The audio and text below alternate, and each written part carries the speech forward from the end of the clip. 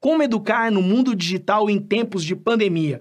O que você tem a nos falar, a nos orientar? Por favor, nos dê essa honra de ouvir a sua palestra. É um imenso prazer falar com colegas nesse momento em que todos nós estamos obrigados a repensar estruturalmente o fazer pedagógico.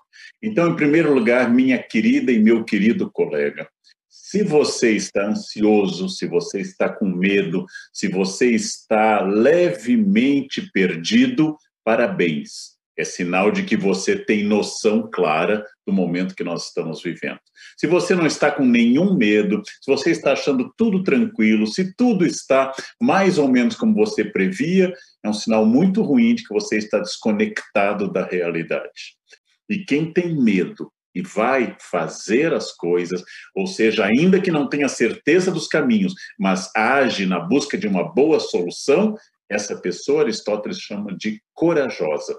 Então, coragem, minha querida professora, meu estimado professor, não é fazer sem medo. Coragem é fazer, levando em conta que o medo é sinal de que você é responsável, que você sabe que pode dar errado e que a sua responsabilidade é muito grande, porque nós continuamos professores. O que é que nós temos diante de nós? Anos de preparo em licenciatura. Muito estudo de lei 5692, 7044, LDB, muito estudo de psicologia da educação, muito estudo de didática, estrutura e funcionamento, muito estudo de didática específica das nossas áreas, e nada disso está agora sendo requisitado. Nada disso está em jogo agora. Não estamos mais lidando com questões centrais sobre disciplina, sobre relacionamento na sala de aula e assim por diante. Estamos lidando com a situação para a qual ninguém em nenhuma licenciatura teve 1 minuto de aula, que seria qual a melhor iluminação para a sua live, como dar um conteúdo se eu não estou vendo o rosto das pessoas, ou se vejo, não vejo ao mesmo tempo e com clareza? Como trabalhar em época de pandemia? Ninguém foi preparado para isso. Então, eu queria fazer primeiro uma distinção para pensarmos juntos como trabalhadores da educação. Em primeiro lugar, se eu levar em conta apenas o aspecto do conhecimento, apenas o aspecto quantitativo do saber, em outras palavras, do ponto de vista do conhecimento formal, do ponto de vista do saber específico, esse é um ano atípico e problemático. Mas vamos ser sinceros. O que a senhora ou o senhor, o que cada um de nós, professores, lembramos do que estudamos no ensino fundamental ou médio, para os mais jovens, primeiro e segundo graus para aqueles que têm mais idade, primário, ginásio, clássico e científico para aqueles bem mais experientes. Se não é a sua área, se a sua área é português, o que o senhor ou a senhora lembram de binômio de Newton? Se a sua área é matemática, como identificaria uma oração reduzida de gerúndio? Ora, na sua época e na minha não houve pandemia, não houve interrupção de estudos, e o senhor e a senhora não lembram mais desse conteúdo. Logo, nós temos que pensar se o centro da escola, apesar da cobrança dos pais, do estímulo das coordenações e da pressão do vestibular, se o centro da escola é, de fato, o conteúdo. Mais do que nunca, eu estou convencido hoje que tudo aquilo que nós ensinamos como conteúdo será profundamente questionado em 10, 20 ou 30 anos, o prazo que nossos alunos serão adultos, estarão no mercado de trabalho e submetidos a um admirável mundo novo, para usar a expressão do Aldous Huxley, retirada de Shakespeare. Eu estou convencido que em 30 anos, mais da metade das profissões que agora estão muito demandadas terão sido transformadas ou extintas. Em 30 anos, os nossos alunos enfrentarão um mundo completamente diferente. Completamente diferente. Estarão em um mundo absolutamente distinto desse, onde talvez aqueles conteúdos formais pelos quais eu tanto me esforcei e fiz provas e avaliei e registrei no diário e preparei as aulas e desenhei no quadro ou usei o data show, esses conteúdos que guiaram a minha função pedagógica, esses conteúdos talvez estejam ultrapassados ou pelo menos não tenham mais validade para o uso imediato. Nesse caso, eu preciso refletir se não é hora de eu pensar que, além do conteúdo em si, que além do objeto claro do conteúdo, eu tenho que supor algo muito importante, que seja a atitude. Eu vou tomar um colega historiador, Yuval Harari, que fez nos seus 3 livros que estão amplamente difundidos, Sapiens, Homo Deus e 21 lições para o século XXI. Yuval Harari nos fala muito que esses saberes repetitivos, esses saberes que não implicam conhecimento dedutivo, lógico ou relacional, esses saberes de simples identificação serão cada vez mais delegados, mandados, instituídos para a inteligência artificial, IA, e para simplesmente robôs. Essa é uma realidade que já está acontecendo. Muitas ligações telefônicas, muitos procedimentos de busca já são orientados por inteligência artificial. E agora eu vou dar um salto a mais. Nos próximos 20 anos, a inteligência artificial vai fazer tudo aquilo que hoje está nas mãos de humanos quando se trata da repetição. O que vai caber aos seres humanos cada vez mais? Capacidade de criação, a sensibilidade estética e as decisões éticas. Essas ainda estão longe da máquina. A capacidade de criar, a capacidade de inventar, a capacidade de deduzir, de dar respostas fora da simples relação de causa e efeito, da simples causalidade. Ou seja, o futuro vai demandar gente criativa, autônoma, protagonista e capaz de refletir sobre ética e sobre coisas que não têm uma resposta clara. O futuro pertence ao ser humano completo, humanístico, no sentido de considerar os valores humanos e capaz de, se aproveitando do que o computador lhe der como dado, tomar decisões complicadas, dedutivas, lógicas, além daquelas óbvias, imediatas que o computador possa dar. Então, eu diria, para que a gente inverta um pouco o pensamento, que um ano no qual meu aluno foi obrigado a assistir a aulas até agora, diante de um computador, que um ano que eu, professor, tive que preparar aulas não presenciais, organizar o conteúdo a partir da internet, não lidando mais com a questão da disciplina ou da organização formal da aula. Num ano em que nós instituímos um ensino à distância por obrigação imediata, imperativa, fruto da pandemia, nós possamos dar uma resposta completamente diferente e dizer que talvez esse ano tenso, atípico, no qual o Brasil registra 3 crises combinadas, a da pandemia, a política e a econômica, que este ano que mexeu com as salas de aula, com a política, com a organização cultural e com a própria estrutura econômica, este ano talvez seja um dos anos mais produtivos e memoráveis da vida da educação. Então, se eu considerar que o grande desafio é oferecer ao aluno a capacidade de criar, reinventar-se, deduzir coisas úteis a partir de uma crise, se eu deduzir que eu, professor, sou obrigado como profissional a acompanhar o que tenha de mais moderno, de mais avançado na onda da renovação, se eu, professor, estou nesse caminho, eu, professor, necessariamente devo considerar este ano tenso, com estresse e com desafios, como o início de uma revolução que pode nos favorecer no futuro. Se eu apenas estou dando conteúdo através de vídeo e dando aula que, ao invés de ser presencial, é filmada, se eu não descobrir uma técnica em que haja uma dinamização dessa transmissão, já que o vídeo é muito mais cansativo do que ao vivo, já que o vídeo não inclui uma interação pessoal e uma sensibilidade que inclui o corpo, o vídeo é mais cansativo. Se o meu aluno de 15 anos cansava da minha aula em 20 minutos, o aumento mental dele é para vídeos muito mais curtos.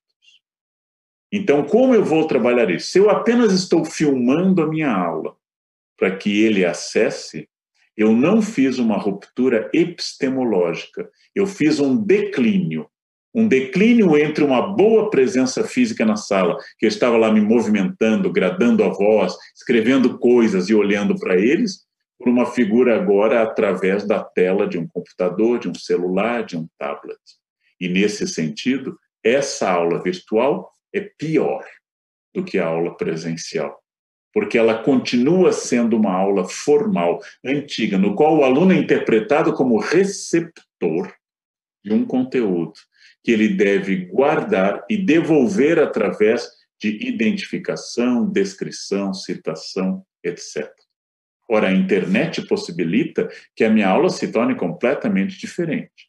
Eu comecei a pensar em uma revolução na maneira de dar aula, validar o conhecimento e até de avaliação.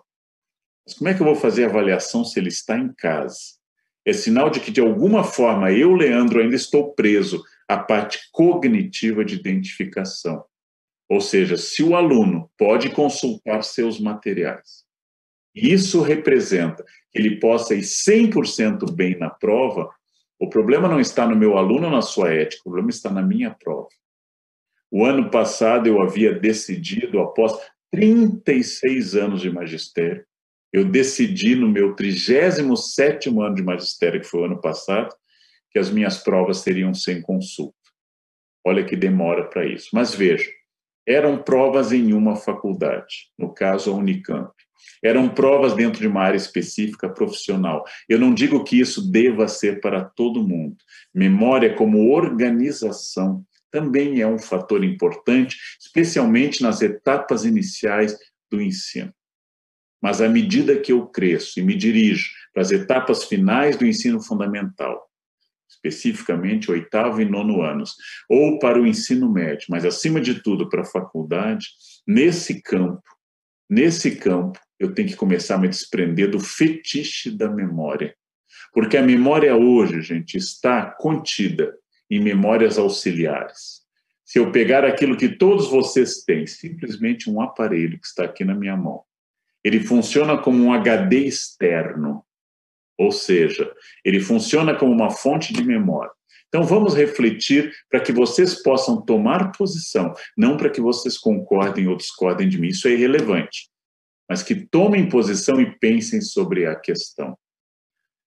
Se todo momento, qualquer instante, o meu aluno pode tomar do computador ou do celular e fazer uma conta com auxílio de uma calculadora, como aplicativo nesses ambientes, se o meu aluno pode consultar tudo a todo instante, o significado de uma palavra, o que é que eu vou fazer que especificamente, só naquele momento da prova, durante aquela hora, durante aquele bimestre, ele cria uma zona artificial dentro da qual ele não possa utilizar aquilo?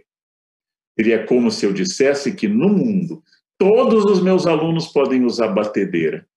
E isso fará com que sua clara em neve seja rápida e eficaz. Mas que na prova, especificamente na prova, ele tem que aprender a bater com o garfo a sua clara de ovo para virar uma clara em neve. É estranho isso, né? É estranho. O aluno deve ser capaz de correr 1 quilômetro, mas em todos os outros ambientes ele pode ir de carro. É importante isso? É importante que eu estabeleça esse espaço artificial que produz uma situação tensa extra, e com isso eu produza algo que é mais e mais difícil para eu fazer avaliação. É complicado pensar isso, mas chegou a hora de nós pensarmos.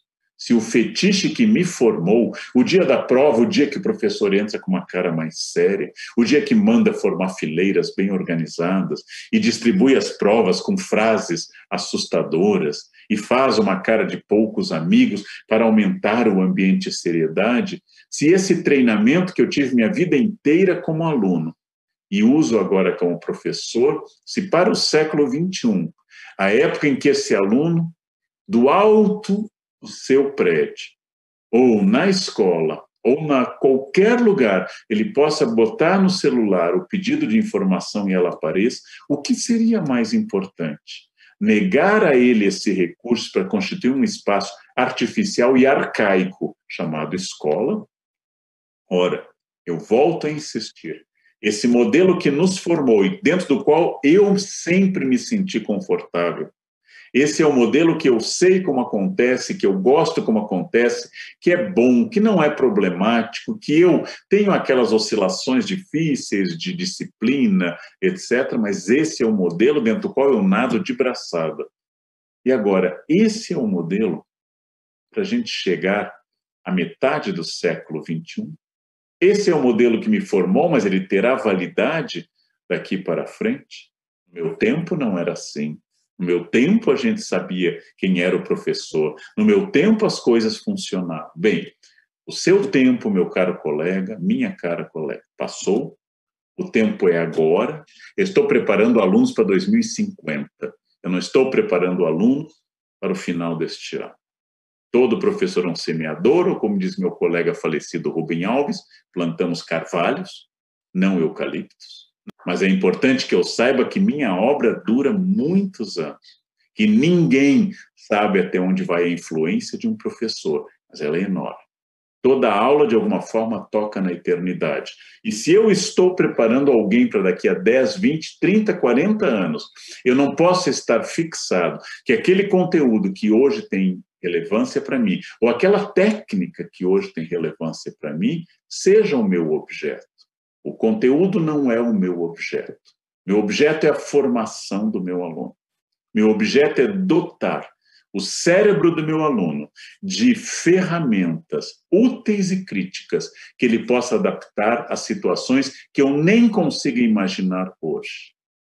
Então, é muito importante, gente, que eu reflita não apenas sobre o desafio de viver um ano atípico, um ano dentro do qual o conhecimento, a sala de aula, a escola como negócio, inclusive, foi questionado.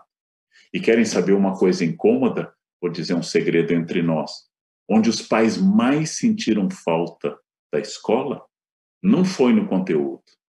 Não foi em nenhum desses lugares que a gente supõe. A escola fez mais falta para muitos pais, não para todos, como creche, como lugar que recebe os alunos, eles ficam lá e os pais podem trabalhar ou ficar à vontade. Então, otimismo estratégico.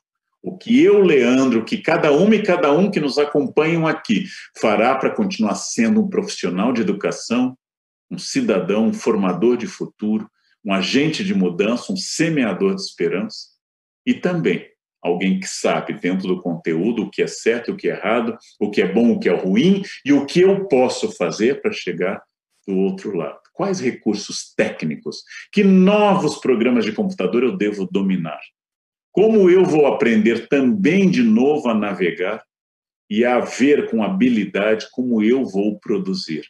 Como eu vou fazer diferença?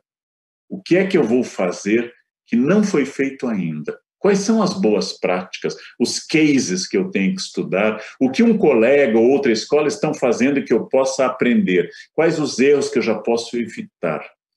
Quais são meus objetivos? Como eu vou formar, não tendo agora às mãos aquelas ferramentas com as quais eu estava acostumado? Copie, abram um livro em tal página, acompanhe esse data show, vejam esse filme, vamos sair da sala ordenadamente. Atenção à chamada. Todos aqueles comandos que meu cérebro se acostumou e que eu achava que eram normais, legais, produtivos e bons. Tudo isso muda ao longo de uma geração, que há 2 dias na nossa vida fazem toda a diferença. O primeiro não pressupõe a nossa vontade, foi o nascimento.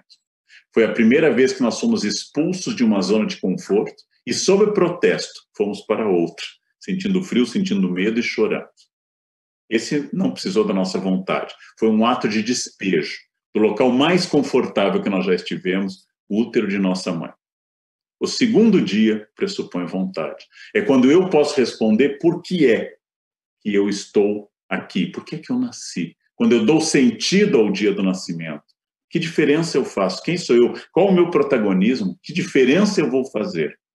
Esse é o dia em que eu me torno, de fato, uma pessoa adulta. E no nosso caso, na nossa função, este é o dia que eu me torno um professor. Quando eu digo em meio ao caos, à crise e ao problema, eu faço diferença, eu sou fundamental, eu não sou inofensivo, Eu sou um professor, eu sou uma professora e eu vou fazer diferença, mesmo que com medo, com angústia, com estresse e não dominando tudo que eu deveria na área de tecnologia e me preparando para um mundo para o qual ninguém me deu dicas, me deu indicações e fez um guia. Esse é aquilo que o poeta espanhol Machado, não o nosso Machado de Assis, o espanhol diria: caminhante, não há caminho, caminho se faz ao caminhar. Como dizia o Rabino Hillel, se não agora, quando? Se não eu, quem? Quem vai fazer isso? Alguém terá que fazer. Eu espero que esse novo mundo tenha como parteiros as pessoas mais preparadas para fazer o novo, mais educadas para isso, que são bons professores. Eu espero que a gente consiga dar essa resposta, porque se nós não dermos, quem dará serão youtubers interessados, generalistas e franco-atiradores jogando fake news sobre os nossos alunos. Eu prefiro que sejamos nós, os professores e as professoras desse país,